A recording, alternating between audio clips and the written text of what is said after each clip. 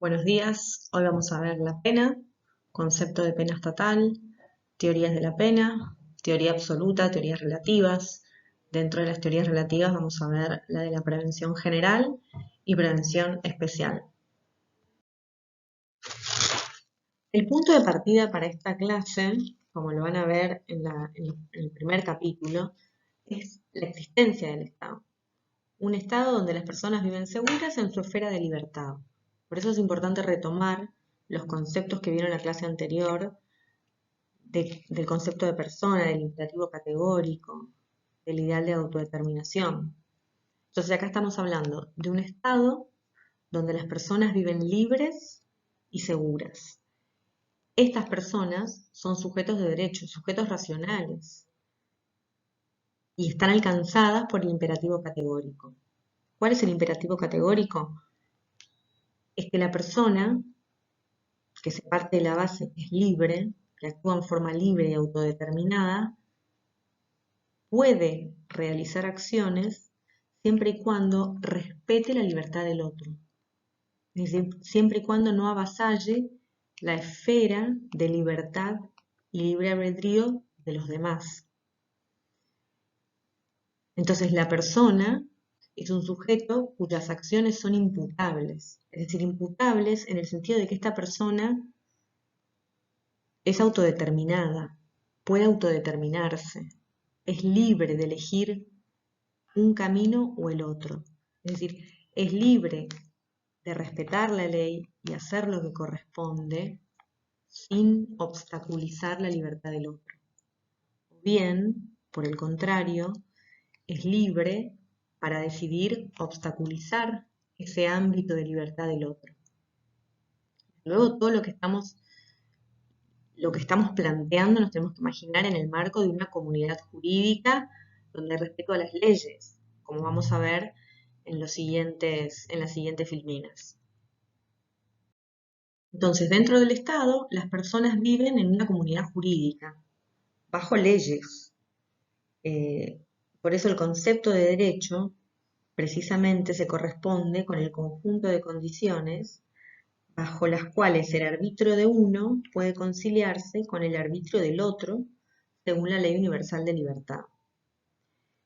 Este concepto de libertad no es susceptible de prueba. Esto no se trata de una libertad en el sentido empírico, sino de un preconcepto, que no es susceptible de prueba. Nosotros vamos a partir de estos postulados para formular todo el sistema penal tal como lo plantea el profesor Dona, siguiendo a Kant y a Hegel.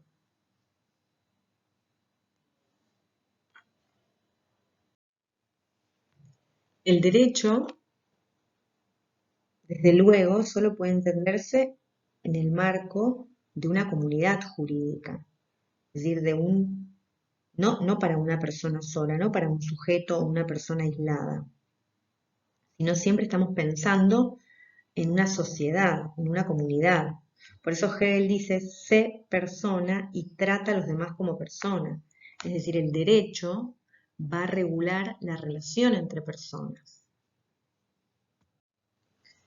Precisamente lo que va a diferenciar al sujeto de la persona es la libertad.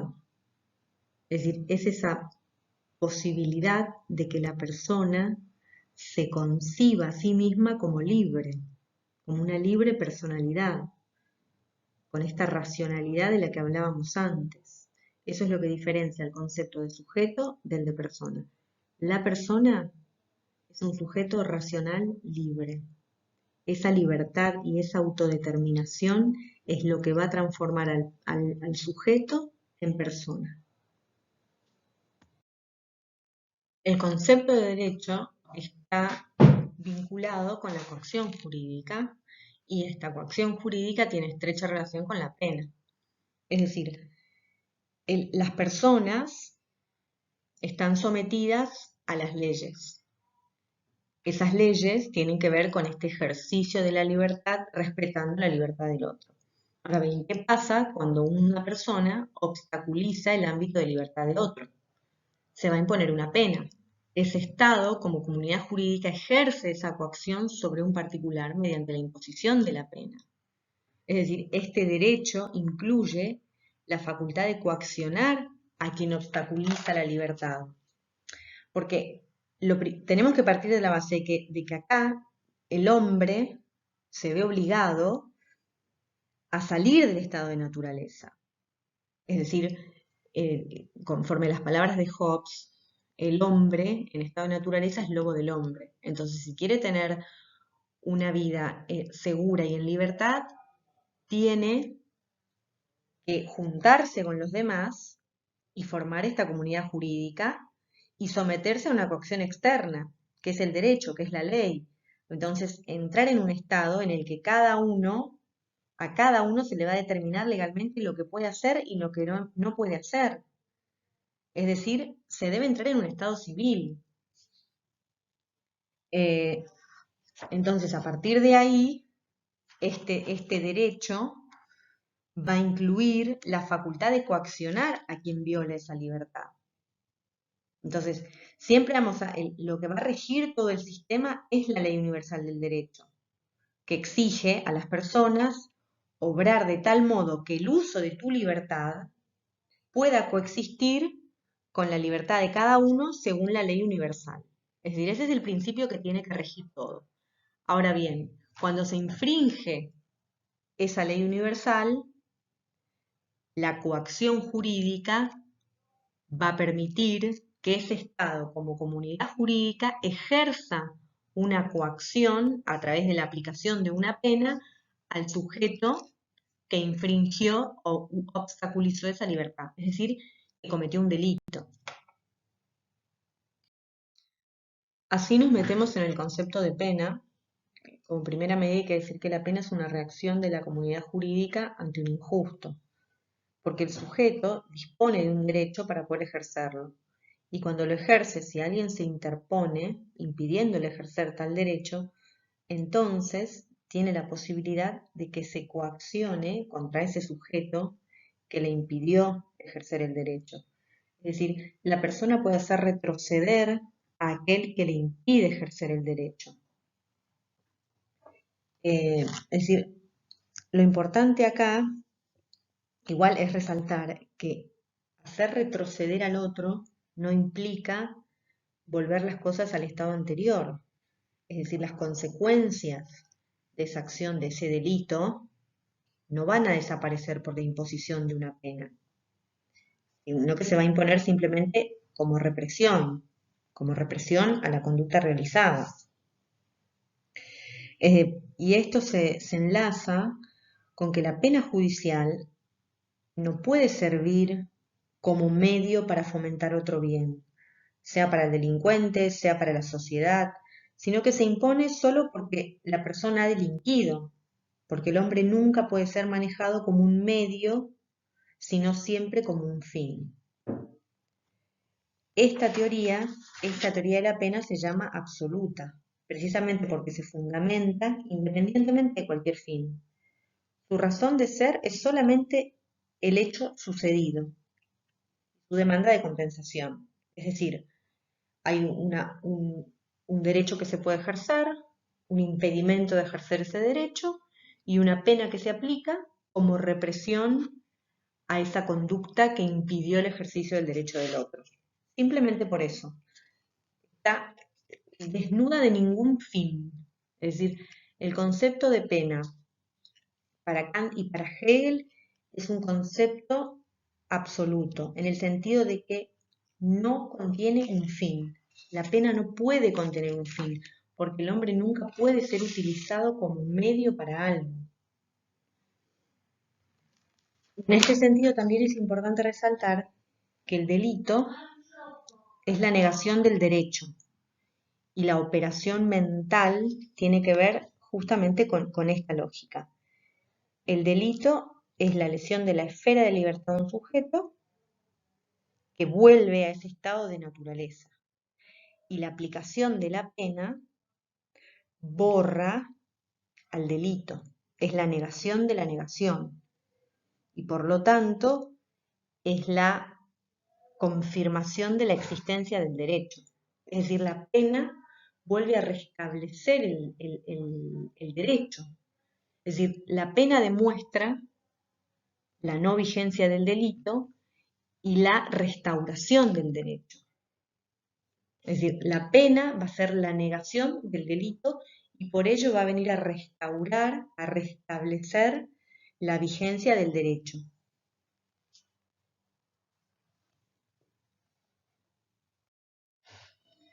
Entonces, como conclusión, el Estado es una comunidad jurídica de personas que viven en forma libre bajo las leyes, es decir, el derecho.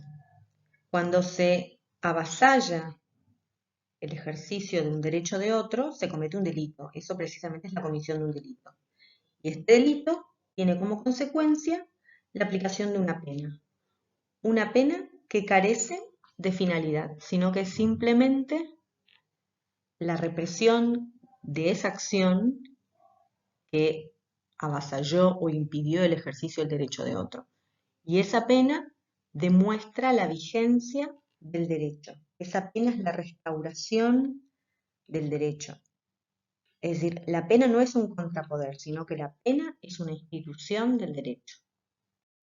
Dentro de las teorías de la pena, una primera clasificación las divide en teorías absolutas y teorías relativas. Las teorías absolutas no reconocen finalidad en la pena, como la teoría retribucionista o teoría de la retribución, sino que simplemente la pena se aplica sin buscar un objetivo o finalidad ulterior.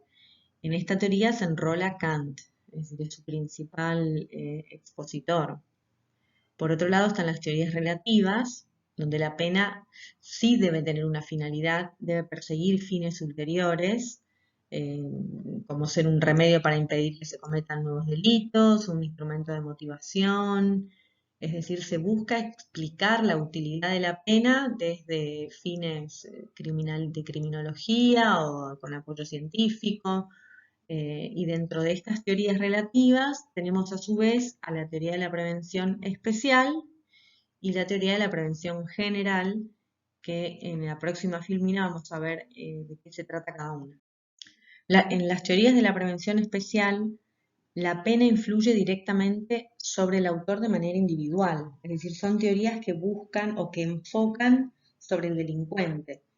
Esto se plasma de dos modos. En primer lugar, intenta la corrección del delincuente con el fin de que el sujeto se reintegre a la comunidad, que se reinserte en la sociedad. Y en segundo término, cuando la persona es incorregible, busca por lo menos su eliminación o neutralización. Esto se logra a través de reclusión por tiempo indeterminado, es decir, o medidas que no tienen un límite temporal. Pero siempre lo que vamos a ver en este tipo de teorías es que lo que se busca es que el delincuente adopte hábitos de trabajo, de educación para su reinserción social. Es decir, lo que se busca es la resocialización del reo. Como vamos a ver en la siguiente filmina, el von List fue uno de los autores principales de esta teoría, con un antecedente importante que es Karl von Grollmann, quien sostenía que el delincuente demostró ser un individuo no razonable, porque adoptó máximas en sus acciones, satisfaciendo sus exigencias personales en contra del orden y en contra del derecho ajeno. Entonces, como este sujeto optó por satisfacer sus exigencias personales por sobre el derecho, entonces ahora hay que enseñarlo, resocializarlo y reinsertarlo nuevamente en la sociedad. Pero bueno, como les dije, ahora vamos a ver lo que es el programa de Marburgo de von List. Bueno, como ya se dijo, el expositor más importante de la teoría de la prevención especial es Franz von List. El mérito de la teoría de la prevención especial es también la transformación de la venganza en una pena con una utilidad jurídica, con una utilidad de protección del orden jurídico. Es decir, List lo que intentó demostrar es que la medida de la pena estaba determinada no por el hecho pasado, sino por el futuro. Es decir, la medida de pena tiene que ver con el fin, y ese fin está dado por lo que se consideraba en la ciencia de esa época el positivismo, es decir, según la reforma que necesitase la persona, esa sería la medida de la pena. Entonces, por lo menos surgió esta necesidad de poner un límite temporal a la pena, que para von List, reitero, tiene que ver no con el pasado, sino con el futuro, con lo que se puede hacer sobre el delincuente. Este programa de Marburgo que expuso von List tenía una clasificación de delincuente en tres. Estaba el delincuente habitual, que era corregible, y donde la pena debía buscar la corrección y resocialización de esa persona. Después estaba el delincuente habitual, incorregible, y en ese caso la pena lo que podría buscar era la neutralización de ese delincuente. Y por último, el caso del delincuente ocasional, donde la pena en ese caso no iba a surtir efecto, pero era una suerte de intimidación, de recordatorio que debería inhibirlo de realizar futuros delitos.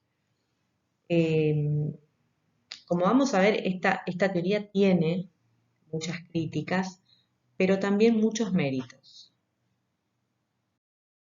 Los grandes méritos de la teoría de la prevención especial es que introdujeron la idea de resocialización, de reinserción social, que esto es algo que está en todas las leyes de ejecución penal. Es decir, a partir de esto se eliminaron las penas cortas de privación de la libertad, se introdujo la libertad condicional, las penas sustitutivas, la pena de multa, las medidas de seguridad, la libertad condicional, las medidas tutelares para los menores. Es decir, empezó a haber una búsqueda de que el sistema penitenciario sirva para la reinserción del penado. Esto del programa progresivo, de los trabajos, pero que redunden en un beneficio, la educación, es decir, todos esos son méritos de esta teoría de la prevención especial. Por supuesto, también tiene críticas. La más importante, sin duda, es que no da una medida para esta pena. No hay ningún criterio para la medida de pena. Si uno se pone a pensar que únicamente es en vistas al futuro y a la reinserción social del delincuente. Entonces tiene que durar hasta tanto esté reinserto en la sociedad, y si eso no ocurre, entonces es difícil en ese plano la mensuración de la pena. Terminan siendo penas indeterminadas. Y otras dos críticas tienen que ver con qué sucede en los casos en que no hay que poner una pena porque la persona no necesita reinserción, porque no hay peligro de reincidencia. ¿Qué hacemos con esos casos? Bueno, ahí se habla de intimidación, pero queda desdibujado el fin de prevención especial y de tratamiento, que es la esencia de la prevención especial. Y la tercer crítica, creo que es la más importante, es que al momento no se encontró un método que sea útil para esta resocialización. Es decir, todos sabemos que las cárceles hoy no son útiles ni eficientes para la reinserción de los delincuentes. Prácticamente ocurre todo lo contrario. Entonces, en la teoría puede sonar bien y todas las leyes de ejecución toman esta idea de resocialización, reinserción, reeducación, pero en la práctica las cárceles fallan, el sistema penitenciario no cumple con esos fines y con esos objetivos que la teoría de la prevención busca y que las leyes intentan plasmar. En la práctica eso no ocurre ni en nuestro país ni en ninguna parte del mundo. La prevención general tiene una función pedagógica para la sociedad. Tiene que ver con reafirmar la moral colectiva, es decir, es mostrar con el ejemplo lo que le pasa al que delinque. Y también es intimidación, es decir, como instrumento educador para las demás personas que no delinquieron. Es decir, la prevención general ve en la pena no solo la intimidación, sino que una misión de reafirmar la moral para mantener el derecho vigente. La prevención general tiene a Feuerbach como su mentor clásico, es decir, el teórico que más estudió sobre la teoría de la prevención general. El mérito de la prevención general, sin duda, es esta idea de que la amenaza de castigo, la aplicación de la pena, tiene un efecto disuasorio al resto de la sociedad. Pero las críticas, creo que la principal crítica es que se utiliza al hombre como un medio, como un instrumento de la pena para lograr este fin intimidatorio o disuasorio. Y por otro lado, que la realidad es que los hechos no se basan en un cálculo racional de las consecuencias. Es decir, el delincuente no hace este análisis de secuencia hecho-pena. Por eso muchas veces es un error eh, elevar los montos de las penas pensando que eso va a tender a disuadir a la comisión de delitos. La realidad es que no hay estudios de campo que demuestren que el aumento de penas redunda en una disminución de la cantidad de delitos. Con lo cual viene otra crítica, que es que en realidad bajo esta teoría la pena no tiene límites. O sea que cuanto más fuerte es la amenaza, más efectiva debería ser la pena a los fines de disuadir, con lo cual nos quedamos sin una posibilidad de cuantificar cuál es la pena adecuada. Dentro de la prevención general está la prevención general positiva, que en este caso lo que se esgrime es que la prevención general positiva se dirige a la colectividad para producir la fidelidad hacia la norma. Esta teoría es seguida por Roxin, quien considera que la pena tiene un efecto didáctico para motivar el ejercicio de la fidelidad al derecho. Es decir, tiene una función preventiva ya que reafirma la confianza en la norma. Tiene por fin ejercitar esa fidelidad, esa confianza en la norma. De todas formas, tanto Roxin como Jacobs, que siguen la teoría de la prevención general positiva, la terminan combinando o unificando con la idea de la prevención positiva, con la prevención especial también. Ellos dicen que hay distintos momentos en la misión del derecho penal que justamente consiste en proteger bienes jurídicos. Entonces, en primer lugar, hay una amenaza general a la sociedad al establecerse los delitos, cuáles son las conductas prohibidas y cuál es el castigo. Ahí tenemos un momento de prevención general. Un segundo momento es en el que se impone y se mide la pena judicialmente, que también es parte de esa prevención general. Y luego hay un tercer momento, cuando ya se aplica esa sanción, teniendo en cuenta la resocialización, donde ahí hay prevención especial.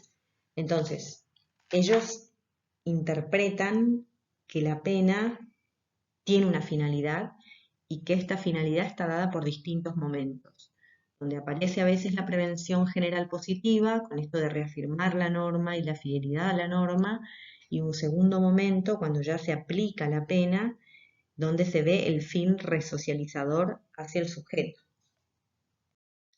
Finalmente, en este cuadro podemos ver las distintas teorías de la pena. Como vimos, están las teorías absolutas y las teorías relativas. Las teorías absolutas, donde está la teoría de la retribución, no hay una finalidad para la pena, no se busca que la pena tenga un objetivo, un fin ulterior, sino que simplemente es la realización del valor justicia.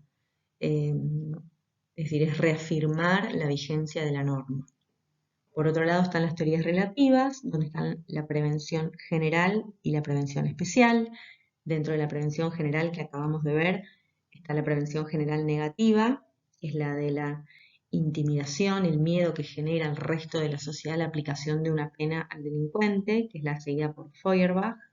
Luego la prevención general positiva, que tiene que ver con la fidelidad al derecho, la confianza al derecho, que acabamos de mencionar como seguidores de esta teoría a Roxin y a Jacobs, agregando esto de la unificación de la finalidad también en cuanto a la ejecución de la pena de los fines de resocialización.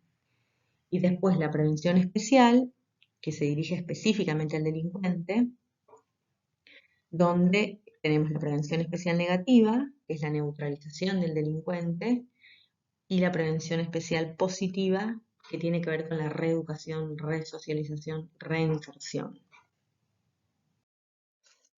Bueno, como conclusión, y habiendo recorrido las distintas teorías de la pena, podemos decir que un concepto de pena es que se trata de una reacción de la comunidad jurídica frente a una afectación del ejercicio de un derecho y que vuelve a restablecer la vigencia de la norma. Es decir, es un concepto que se acerca más a las teorías absolutas. La idea del profesor Dona es reanalizar los conceptos de Kant y Hegel, despojando esos conceptos de esta visión de que es mera retribución, con esto de que vimos durante la clase, de que el delito es la negación del derecho y la pena es la negación de la negación y por lo tanto el restablecimiento de la norma. Es decir, la pena como una forma de derecho, es decir, la pena como reafirmación de la vigencia de la norma. Por eso van a ver que Dona, cuando analiza la postura de Jacobs, dice que en realidad Jacobs dice enrolarse en la posición, en la teoría de la prevención general positiva, pero en realidad con esto de la fidelidad de la norma y con la confianza al derecho, termina pareciéndose más a una posición cercana a Hegel y a Kant, es decir, a una teoría, se acerca más a una teoría absoluta de la pena antes que a una teoría relativa de la pena. Bueno, como conclusión uno podría pensar que el concepto de pena no es un concepto de pena que esté enrolado ni en la posición, ni en la prevención especial, ni en la prevención general, porque ambas tienen la crítica más importante, que es la utilización del hombre como fin, y por el imperativo categórico, el hombre, la persona, nunca puede ser utilizada como medio, sino como un fin en sí mismo. Con lo cual, cualquiera de esas teorías va a tener esta gran crítica, por lo cual no se sigue ni la prevención especial ni la prevención general, sino un concepto tal vez más cercano a la teoría absoluta de la pena, con eh, con estas aclaraciones en cuanto a la vigencia y restablecimiento de la norma, con esta interpretación que hace el profesor Dona.